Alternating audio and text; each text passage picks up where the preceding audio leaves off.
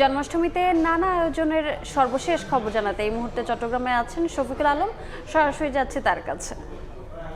শফিক, শ্রীকৃষ্ণের জন্মদিন উপলক্ষে চট্টগ্রামে নানা আয়োজনে নানা কর্মসূচি নেওয়া হয়েছে। শ্রীকৃষ্ণ জন্মাষ্টমী উদযাপন পরিষদ বাংলাদেশ কেন্দ্রীয় সংগঠনের পক্ষ থেকে এই মুহূর্তে কিন্তু আমরা সাংস্কৃতিক অনুষ্ঠান দেখতে পাচ্ছি এবং কিছুক্ষণ পর ক্যাপ্টেন ব্যারিস্টার রুবিনা ফারহানা এখানে আসবেন।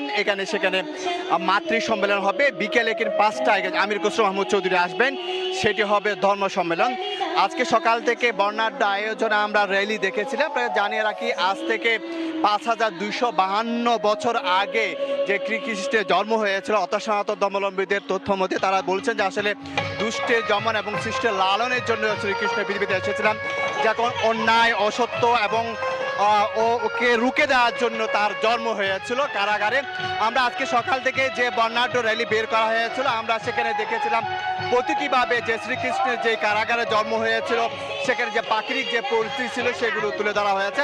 তো এই মুহূর্তে আমরা দেখতে পাচ্ছি না সাংস্কৃতিক অনুষ্ঠান চলছে নগরীর জ্যামসন হলে। এইখানে 4 দিন ব্যাপী নানা কর্মসূচি পালন করা হয়েছে। আমরা একটু দেখানোর চেষ্টা করি, সেই কারাগারটা একটু দেখানোর চেষ্টা করি।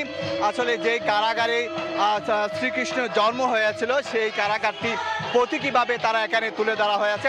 অর্থাৎ 5000 বছর আগে যে এটা নরহংস আমরা দেখতে পাচ্ছি, 5000 বছর আগে যে দেব দেবী এবং বিভিন্ন প্রাকৃতিক পরিবেশে যে শ্রীকৃষ্ণের যে জন্ম হয়েছিল সে পরিবেশটি কিন্তু বিভিন্ন ভাবে কিন্তু এখানে ফুটিয়ে তোলা হয়েছে এবং সনাতন ধর্মাবলম্বীরা কিন্তু তারা সবাই এসে কিন্তু সেটি দেখছেন এবং এখানে হাজারো ধর্মাবলম্বীরা অংশ এখানে এসেছেন।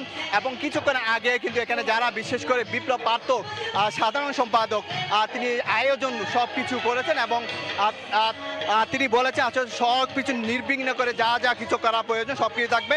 তবে আজকে সারা দিন ব্যাপী এখানে নানা অনুষ্ঠান কর্মসূচি পালন করা হবে এবং 4 দিন ব্যাপী চলবে এই সাংস্কৃতিক অনুষ্ঠান। তবে বিকেলে বিএনপি স্থায়ী কমিটির সদস্য আমির খসরু মাহমুদ চৌধুরী এবং ডাক্তার শাহাদ হোসেন তাদের দুজনের একটি যে ধর্মীয় সম্মেলন যেটি বিকেল 5টায় এই জ্যামসন হলে অনুষ্ঠিত হবে।